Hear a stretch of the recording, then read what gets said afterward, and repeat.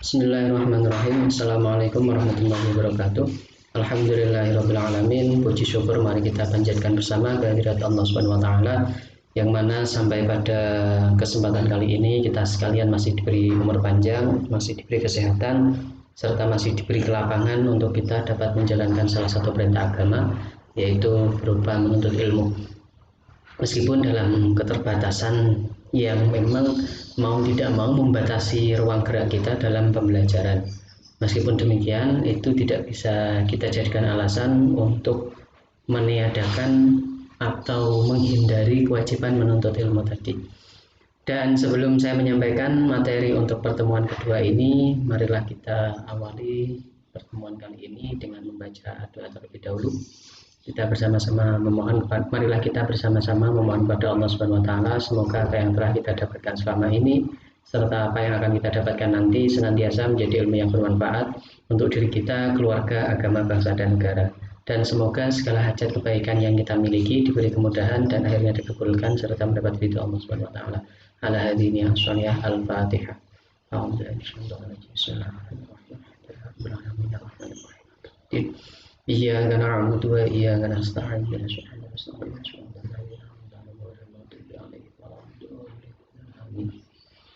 Oke, di pertemuan kali ini kita akan membicarakan satu tema, yaitu pembelajaran Al-Quran dan Hadis, tapi secara garis besar. Jadi untuk detailnya nanti kita bicarakan di pertemuan-pertemuan selanjutnya. Tapi untuk pertemuan kali ini hanya pengantar saja. Jadi gambaran besar dari pembelajaran Al-Quran dan Hadis. Sehingga ketika nanti kalian ditanya apa itu pembelajaran Al-Quran dan Hadis, itu bisa menjawab. Jadi ini menjadi penting karena pemahaman mendasar kita terkait satu mata kuliah itu akan berakibat atau memiliki implikasi terhadap bagaimana cara kita memandang satu mata pelajaran atau satu mata kuliah. Mungkin kita sebagai seorang muslim familiar sekali dengan istilah Al-Quran dan Hadis, dua pusaka yang ditinggalkan oleh Nabi, yang dari dua ini kita bisa menemukan ajaran-ajaran di dalam agama Islam. Jadi dua sumber utama di dalam ajaran Islam ada dalam Al-Quran dan Hadis. Ini kemudian ketika masuk ke dunia pendidikan, kemudian ada istilah pembelajaran Al-Quran dan Hadis.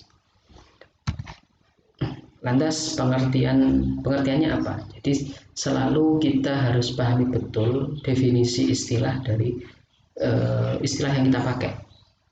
Terkadang pemahaman dari definisi satu istilah itu berakibat pada pengambilan sikap. Saya ambil contoh pemahaman tentang konsep jihad semisal.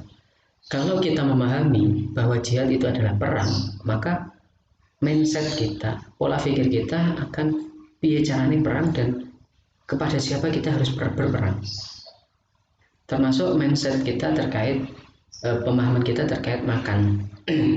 Kalau makan itu hanya kita pahami sebagai satu aktivitas yang mengenyangkan perut, maka itu akan berakibat pada apa saja yang bisa mengenyangkan perut kita akan kita makan. Terlepas itu apakah makanan milik kita atau hak kita, apakah makanan itu baik untuk kesehatan kita, itu tidak terlalu dipedulikan. Tapi kalau pemahaman kita tentang konsep makan itu adalah untuk aktivitas yang dilakukan dalam tujuan menambah tenaga, menjaga kesehatan dan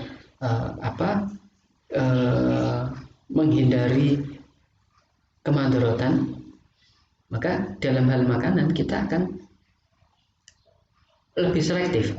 Oh, ini saya alergi sama makanan ini, saya tidak akan makan. Oh, makanan ini tidak baik untuk saya. Jadi pemahaman akan satu istilah itu akan berakibat pada bagaimana dia bersikap. Maka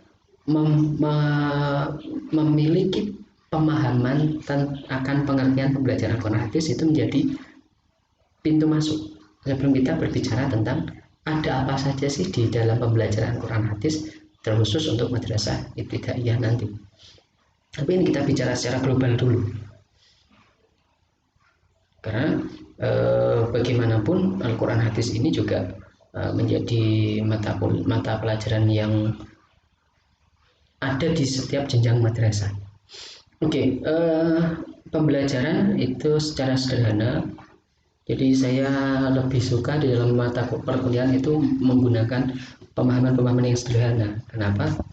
Karena saya berdasarkan pengalaman saya dulu, dan mungkin sudah kalian buktikan bahwa mahasiswa itu selalu ketika pindah semester, maka semester sebelumnya akan lupa. Kalian semester 6, kalau saya tanya, di semester 5 masih ingat berapa persen mata kuliah yang Anda ambil? Tidak tahu Pak, 20% itu sudah baik, semisal kalian masih ingat 20%. Kemudian di semester 4 berapa persen? Semester 3 berapa persen? Sampai semester 1 kalian ingat berapa persen? Kalian masih ingat mata kuliahnya saja itu sudah baik. Saya bukan kok pesimis terhadap Anda, saya bukan kok suudon. Tapi ya ini berdasarkan pengalaman. Makanya di dalam mata kuliah saya itu saya lebih suka menggunakan istilah-istilah yang mudah dipahami, sehingga harapan saya kalian bisa mudah mengingat, termasuk dalam hal ini. Jadi semisal ada 100% materi, ya paling tidak kalian bisa ingat 10%, 20% itu sudah sangat bagus. Karena belajar itu memang berproses. Perkuliahan itu memang hanya sebatas kita latihan dalam mengolah keilmuan, seperti yang saya sampaikan di minggu lalu. Pembelajaran itu ringkasan dari kata belajar dan mengajar. Jadi ada yang belajar, ada yang mengajar. Itu pembelajaran. Kok sederhana? Iya, saya memang menggunakan sederhana. Al-Quran, kalam Allah yang merupakan mukjizat yang diturunkan kepada Muhammad dan ditulis di mushaf serta diriwayatkan secara mutawatir, membacanya termasuk ibadah. Kalian di mata kuliah Al-Quran mungkin sudah paham dengan definisi ini. Kemudian di dalam definisi hadis ini juga, ketika kalian mendapat mata kuliah hadis atau ulumul hadis, tentu membahas ini. Hadis itu segala sesuatu yang disandarkan kepada Nabi. Artinya, jika ketiga istilah ini digabungkan adalah, yaitu pembelajaran hadis adalah pembelajaran atau proses belajar mengajar mengenai bagaimana memahami dan menjelaskan makna dari Al-Quran hadis serta mengeluarkan hukum-hukum yang terdapat di dalamnya, agar kita tidak salah dalam melaksanakan apa saja perintah dan larangan yang ada di dalam kedua sumber hukum tersebut. Artinya pembelajaran Al-Quran hadis itu skupnya luas. Nanti tidak hanya belajar tentang membaca menulis saja, tapi kemudian juga sampai kepada memahami atau menjelaskan makna dari Al-Quran, serta pada jenjang yang lebih tinggi lagi tentu hukum-hukum yang mengeluarkan hukum serta melaksanakan.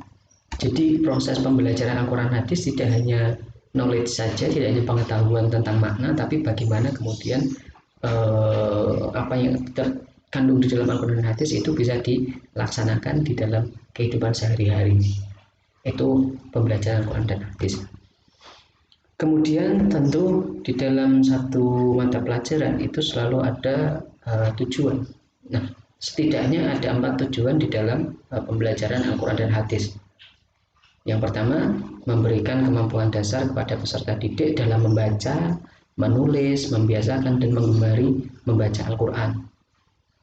Jadi tentu apalagi untuk yang Al-Quran, bahwa membacanya saja itu termasuk ibadah, di mana satu hurufnya itu dinilai 10 kebaikan.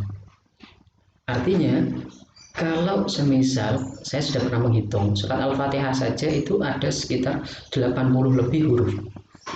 Artinya sekali membaca Al-Fatihah itu dinilai 80 kali 10 berapa? 800 kebaikan.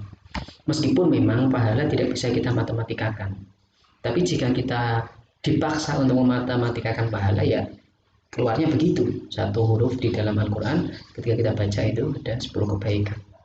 Jadi ini perlu untuk diajarkan, karena sebagai seorang muslim akan sangat merugi jika ada satu kesempatan mendapat pahala yang sebegitu mudah tapi kemudian terlewatkan. Maka tujuan mapel Al-Quran hadis salah satunya yaitu